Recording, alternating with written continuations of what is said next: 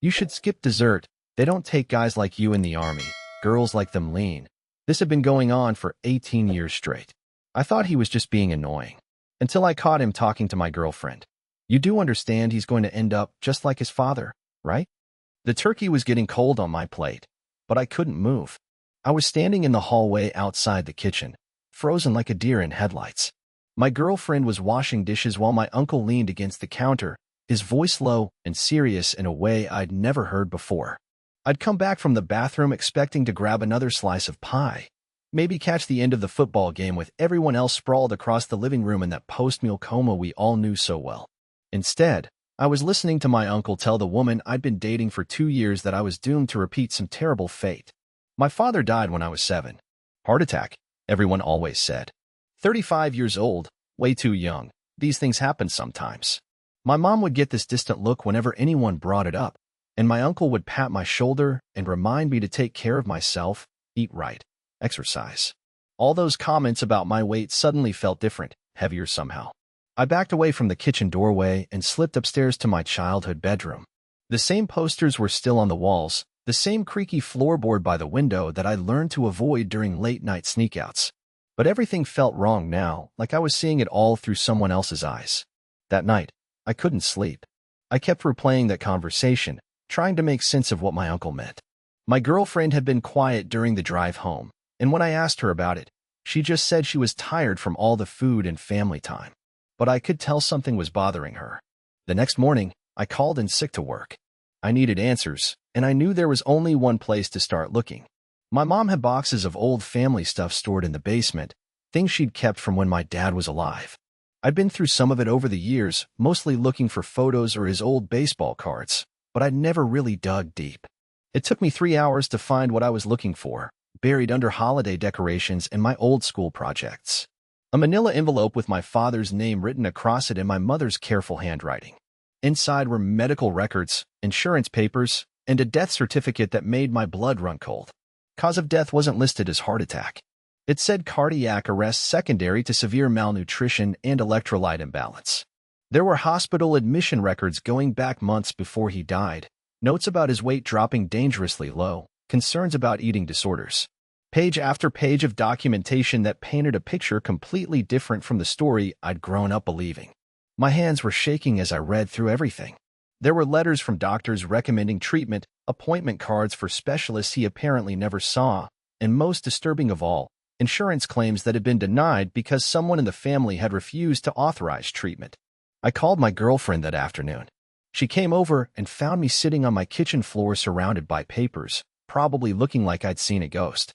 When I showed her what I'd found, her face went pale. She sat down beside me and finally told me about the conversation she'd had with my uncle. According to what she'd heard, my father's eating problems weren't just his own struggle.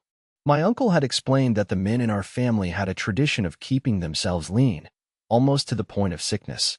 It was something that went back generations, a way of maintaining discipline and self-control that the women in the family were supposed to encourage and monitor. My uncle hadn't just been making random comments about my weight all these years. He'd been assigned to watch me, to make sure I didn't get too comfortable with eating, to keep me aware that my body was something that needed constant management and control. Every joke about skipping dessert, every comment about staying fit, every reminder that I needed to watch myself, it had all been part of some twisted family system. The worst part was realizing how many other relatives had been part of it. My grandmother, who always insisted on smaller portions for the men at family dinners. My aunt, who would make concerned faces if she saw me eating seconds. Even my mom, who I'd always thought was just being health-conscious when she'd pack light lunches for school or suggest I didn't need that extra snack. I spent the next week digging deeper into family history, calling distant relatives and asking careful questions. What I found out made me sick to my stomach. My grandfather had died young too, also from complications related to malnutrition. My great-grandfather, same story. Going back 4 generations, every man in my family had died before 40 from what were essentially starvation-related health problems. But here's where it gets really twisted. It wasn't just about keeping the men thin. I found old letters and documents that revealed this was all connected to some bizarre belief system my great-great-grandmother had developed around discipline, sacrifice, and family honor. She convinced herself that men who indulged in food were weak and would bring shame to the family name. The women had been taught that their job was to monitor and control the men's eating habits, to make sure they stayed lean and disciplined. It had become so normalized over the decades that nobody questioned it anymore. It was just how things were done in our family. My uncle wasn't even the worst of them. I discovered that my mom had been keeping detailed logs of my eating habits since I was a teenager, noting down everything I ate and when. She'd been reporting back to other family members about whether I was staying on track or if I needed more intervention. When I confronted my mom about all of this, her reaction was nothing like I expected. She didn't deny it or act shocked. Instead, she got defensive and started explaining how this was all for my own good, how the men in our family had genetic tendencies toward obesity and heart problems that needed to be managed carefully. She actually pulled out charts and graphs she'd been keeping, showing my weight fluctuations over the years, comparing them to my father's patterns at the same age. It was like looking at some kind of scientific experiment, except I'd been the test subject my entire life without knowing it. The conversation turned ugly fast. I started yelling about how she'd let my father starve to death, how she'd been planning to do the same thing to me. She screamed back that I didn't understand the genetics involved, that she was trying to save my life, that if I didn't maintain strict control over my eating I'd end up with diabetes and heart disease like other men in our extended family. It was insane. She convinced herself that slowly starving the men in our family was actually protecting them from worse health problems. She had medical articles printed out, diet plans, exercise routines, an entire system built around keeping men at dangerously low body weights under the guise of health and wellness. I moved out of my apartment and stayed with friends for a while, trying to process everything. My girlfriend was incredibly supportive, but I could tell the whole situation was overwhelming for her too. She'd been dating me for 2 years without realizing that my entire family was essentially participating in some generational eating disorder disguised as health consciousness. The hardest part was looking back at my childhood and teenage years with this new understanding. Every meal, every snack, every comment about my body, it had all been part of this system. I'd internalized so much of it that I didn't even realize how messed up my relationship with food had become. I'd been unconsciously restricting my eating for years, feeling guilty whenever I enjoyed a meal, constantly worried about gaining weight not because I cared about my appearance, but because I'd been programmed to believe that eating freely would disappoint my family and ultimately kill me. Update 1. It's been 3 weeks since I found out about my family's twisted tradition, and things have gotten so much worse than I initially thought. I decided to reach out to some cousins I hadn't talked to in years, thinking maybe they could help me understand more about our family history. What I discovered has completely shattered everything I thought I knew about my relatives. My cousin from my dad's side, who's about 10 years older than me, broke down crying when I brought up my father's death. He told me he'd been waiting for someone to finally ask the right questions. Turns out, he tried to intervene when my dad was getting really sick, but the family had essentially shut him out for being disruptive to their system. He explained that the control went way beyond just monitoring food intake. The women in our family had developed elaborate strategies for managing the men's lives. They'd sabotage relationships if they thought a girlfriend or wife was encouraging too much eating. They'd interfere with career opportunities if they thought success might lead to more indulgent lifestyle choices. They'd even coordinate medical appointments to make sure doctors received misleading information about family medical history. My cousin had been married twice, and both marriages had fallen apart because our female relatives had systematically undermined his relationships. They'd tell his wives that he had genetic predispositions to various health problems, that he needed constant monitoring, that any weight gain was a serious medical concern that required immediate family intervention. But here's the part that really messed me up. My cousin told me that my father had actually tried to get help near the end. He'd started seeing a therapist and had begun eating more normally, gaining back some of the weight he'd lost. The family responded by staging what they called an intervention, where they convinced him that his recovery was actually a sign of mental illness and lack of self-control. They brought in family friends, distant relatives, even some family doctor who was apparently part of their system, all to tell my father that his attempts to eat normally were dangerous and selfish. They'd made him feel like getting better was actually a betrayal of family values and a sign that he'd lost his discipline and strength. My cousin described watching my father essentially give up after that intervention. He'd stopped fighting the family's control, stopped trying to eat properly, and just accepted that this was his fate. Within 6 months, he was dead. Learning this made me realize that my uncle's conversation with my girlfriend hadn't been casual family concern. It had been the beginning of their intervention process with me. They'd been preparing to ramp up their control because I'd been eating more freely since I started dating her, gaining some weight, and actually enjoying food for the first time in years. I decided to confront my uncle directly. I drove to his house on a Saturday morning and found him working in his garage, organizing tools with the same obsessive precision he'd applied to monitoring my eating habits for the past 18 years. When I started asking him about my father's real cause of death, he initially tried to deflect, telling me I was getting worked up over nothing and that I should focus on taking better care of myself. But when I showed him the medical records I'd found, his whole demeanor changed. He sat down on his workbench and started talking like I'd never heard him before. He explained that he'd been chosen as my designated monitor when I was just a kid, right after my father died.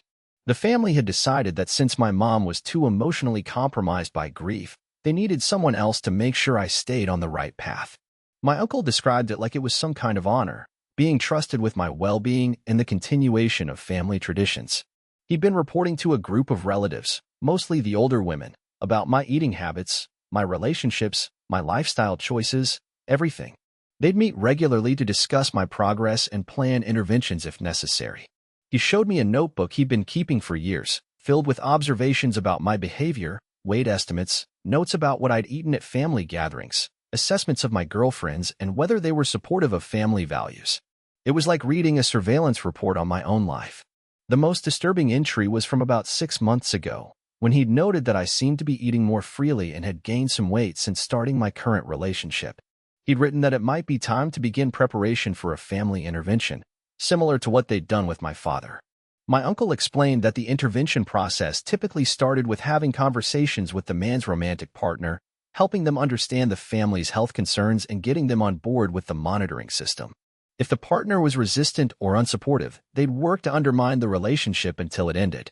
He'd been planning to gradually increase his comments about my weight and eating habits, to make me more self-conscious and receptive to family guidance. Other relatives would start expressing concern about my health, suggesting doctor visits where they'd provide misleading information about family medical history to ensure I received advice that aligned with their system. The conversation lasted for hours, and by the end of it, I understood that this wasn't just about food or weight. This was about complete control over the men's lives, disguised as health and family concern. They created a system where the men were kept weak, dependent, and unable to resist family influence.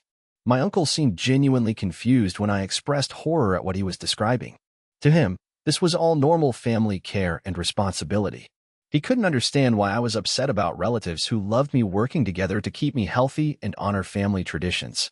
When I asked him directly if he understood that these traditions had killed my father, he got defensive and insisted that my father had died because he'd tried to rebel against the family's guidance, not because of it. In his mind, the starvation and control weren't the problem. The problem was that my father hadn't submitted to the system completely enough.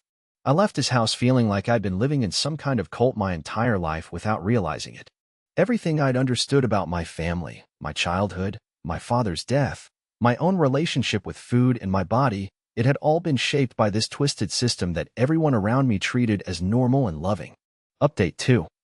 2 months have passed since my last update, and I've been working with a specialist who deals with family trauma and eating disorders. I know I said I wouldn't go the therapy route, but this situation was so far beyond what I could handle alone that I needed professional help to even begin processing it all. What I've learned through this process has been both enlightening and absolutely terrifying. My situation isn't as unique as I thought. There are actually documented cases of families developing these kinds of systematic control mechanisms around food and body weight, often spanning multiple generations before anyone recognizes what's happening. But the really shocking discovery came when I decided to dig deeper into my family's history, going back further than I'd initially researched. I found records from my great-great-grandmother's time that revealed the true origin of our family's traditions, and it's so much darker than I could have imagined. It turns out that our family's obsession with keeping men thin didn't start with some misguided health beliefs.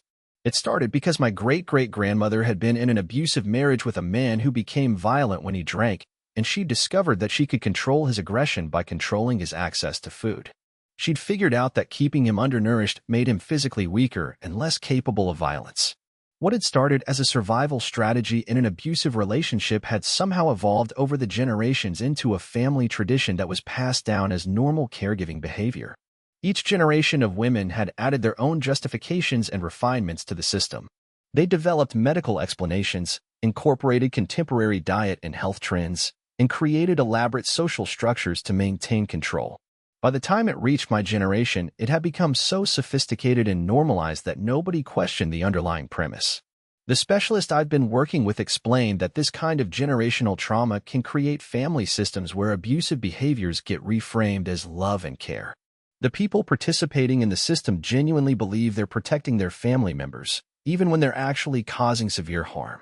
This understanding helped me make sense of why my mother and uncle seemed so confused by my reaction to discovering their monitoring system. They'd been raised in this environment and had internalized the belief that controlling men's eating habits was a form of family responsibility and love. But knowing the psychological explanation didn't make dealing with the practical reality any easier. I'd started eating more normally and had gained about 20 pounds over the past couple of months, which triggered a massive family response that I wasn't prepared for. It started with increased phone calls from various relatives, all expressing concern about my health and suggesting I needed medical checkups. Then came unexpected visits, where aunts and cousins would drop by with healthy meal suggestions and exercise equipment recommendations. My mother escalated to showing up at my workplace, claiming she was worried about my mental health and asking my colleagues if they'd noticed changes in my behavior. She brought printouts of articles about stress eating and depression, trying to convince everyone around me that my weight gain was a sign of psychological problems. The family pressure became so intense that I ended up taking a leave of absence from work just to avoid the constant interference. My girlfriend was getting harassed too. Relatives would call her to express concerns about my health and ask her to help monitor my eating habits. But then something happened that changed everything. My girlfriend's family invited me to their Thanksgiving dinner, and for the first time in my life, I experienced what a normal family meal actually looked like. Nobody commented on how much I ate or didn't eat. Nobody made suggestions about skipping dessert or watching my portion sizes.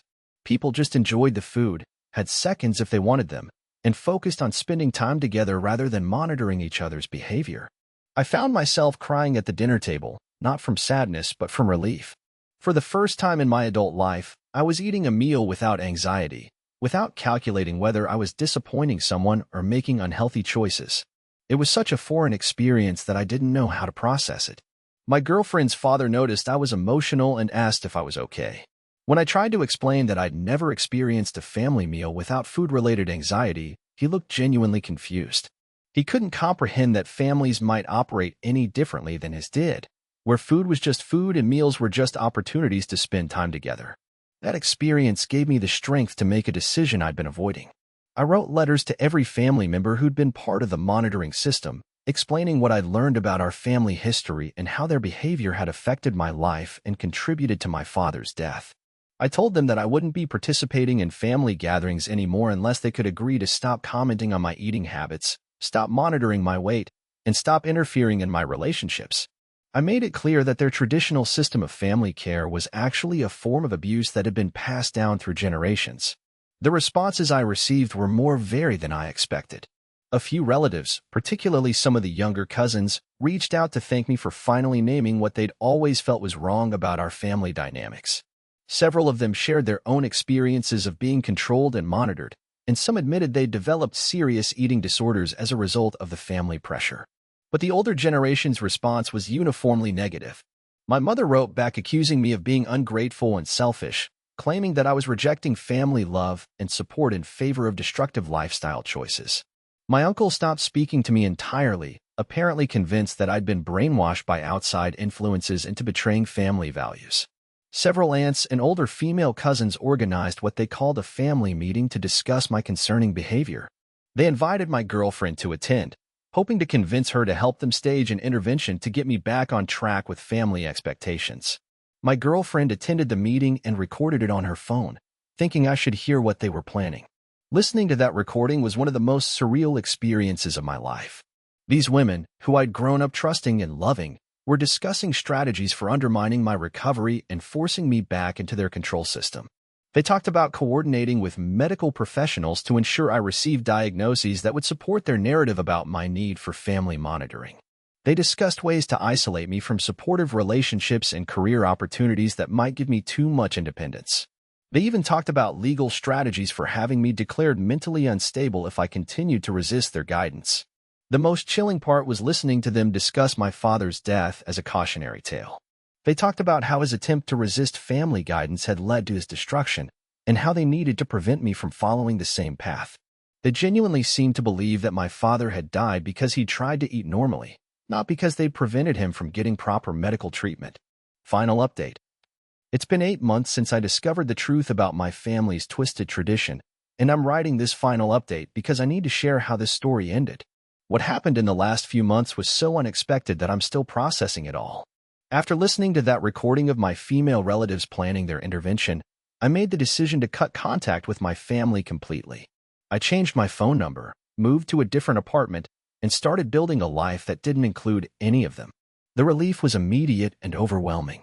For the first time in my adult life, I could eat a meal without wondering if someone was monitoring my choices. I could enjoy food, gain weight when my body needed it, and focus on my actual health rather than conforming to someone else's idea of what my body should look like. My relationship with my girlfriend deepened as we both processed what we'd been through. She'd been carrying guilt about not recognizing the signs of family abuse earlier, and I'd been struggling with anger about all the years of my life that had been controlled by this system. Working through those feelings together made us both stronger.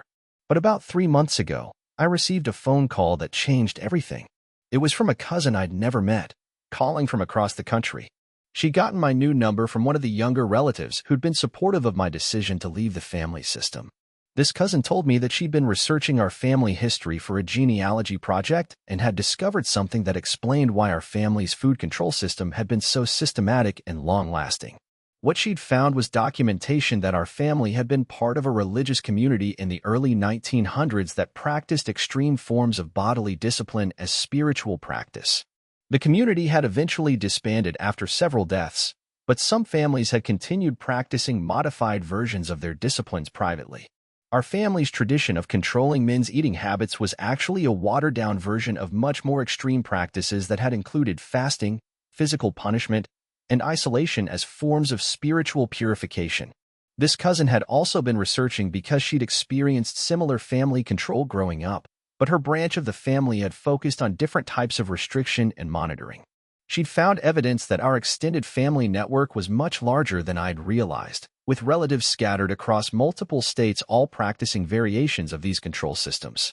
Most importantly, she'd been working with other family members who'd escaped their local control systems to document everything and potentially pursue legal action against the relatives who'd been perpetuating these abusive practices.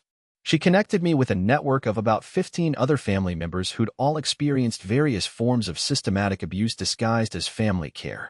Some had been controlled through food restriction like me, others through financial manipulation, isolation from outside relationships, or medical neglect justified as traditional healing practices.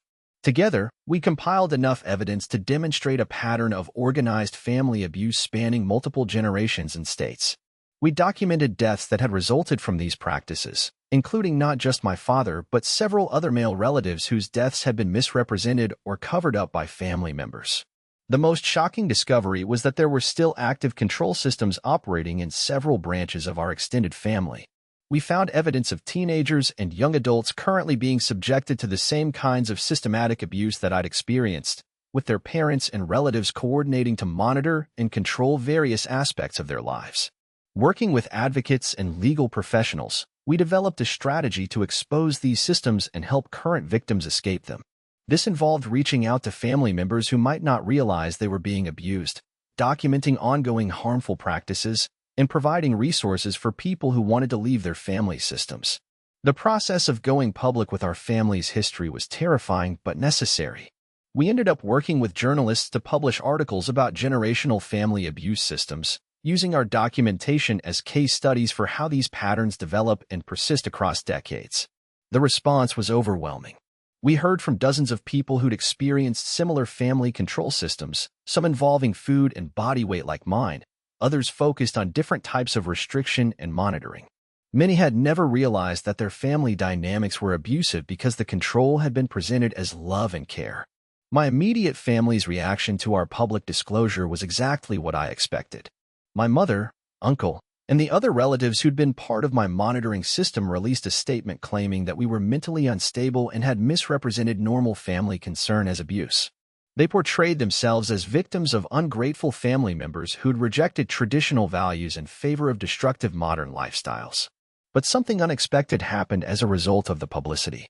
Several of the younger relatives from my immediate family reached out privately to express support and share their own experiences of being controlled and monitored.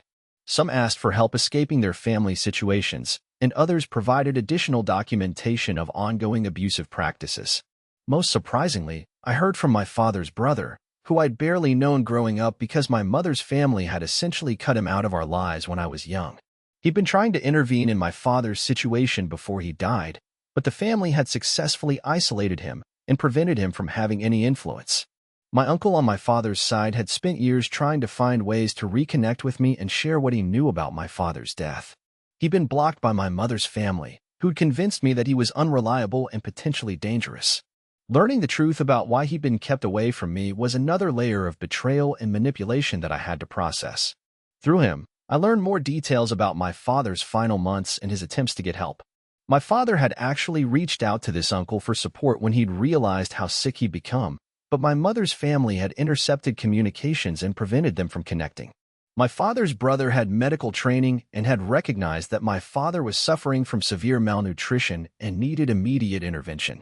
He tried to contact doctors, social services, and other family members to get help, but my mother's family had successfully portrayed him as jealous and disruptive, undermining his credibility. The most heartbreaking detail was that my father had written letters to me that were never delivered, explaining what was happening to him and asking me to remember that he loved me and wanted me to live differently than he'd been able to. My mother's family had intercepted and destroyed these letters, robbing me of my father's final words and guidance. Today, I'm living a life that feels completely different from the one I was raised to expect. I've gained about 40 pounds over the past 8 months, and my body feels stronger and healthier than it ever did when I was restricting my eating to meet family expectations. I've learned to enjoy food, to eat when I'm hungry, and to trust my body's signals rather than external control and monitoring. My relationship with my girlfriend has evolved into something deeper and more honest than I thought was possible. We're planning to get married next year, and we've both committed to building a family culture that's based on respect, support, and genuine care rather than control and manipulation. I've also found meaningful work helping other people who've experienced family abuse systems. There's a growing recognition that these kinds of organized family control networks are more common than people realize, and there's a need for resources and support for people trying to escape them. The legal cases we initiated are still ongoing, but we've already succeeded in helping several current victims escape their family situations and get proper medical and psychological support. We've also worked with Child Protective Services in cases where minors were being subjected to harmful family control practices. Looking back on everything that's happened, I'm grateful that I accidentally overheard that conversation between my uncle and my girlfriend. Without that moment of accidental discovery, I might have continued living under family control indefinitely, potentially until it killed me like it killed my father. I think about my father often, and I wish he could see that I escaped the system that destroyed him. I wish he could know that his death wasn't meaningless, that it eventually led to exposing and stopping the family practices that had been harming people for generations. The hardest part of this whole experience has been accepting that the people who raised me, who I trusted and loved, were capable of such systematic cruelty disguised as care. But I've learned that healing means acknowledging the reality of what happened while still honoring the parts of my childhood and family relationships that were genuinely loving. I still have difficult days when I struggle with anxiety around food or doubt my decisions to leave my family system. But I also have days when I feel overwhelmed with gratitude for the life I'm building now, free from the fear and control that shaped my first 30 years. If anyone reading this recognizes elements of their own family dynamics in my story, I want them to know that what feels normal in your family might not actually be healthy or loving. Trust your instincts if something feels wrong, even if everyone around you insists it's for your own good. And if you're currently trapped in a family system that controls and monitors your life under the guise of care and concern, know that it's possible to escape and build something different. It takes courage and support, but you deserve to live your life on your own terms, free from fear and constant surveillance. The family you're born into doesn't have to define the rest of your life. Sometimes the most loving thing you can do for yourself is to walk away from people who claim to love you but treat you as something to be controlled rather than someone to be supported. I'm closing this chapter of my story, but I'm also opening a new one based on genuine health, authentic relationships, and the freedom to make my own choices about my body and my life. It's been the hardest and most rewarding journey I've ever taken.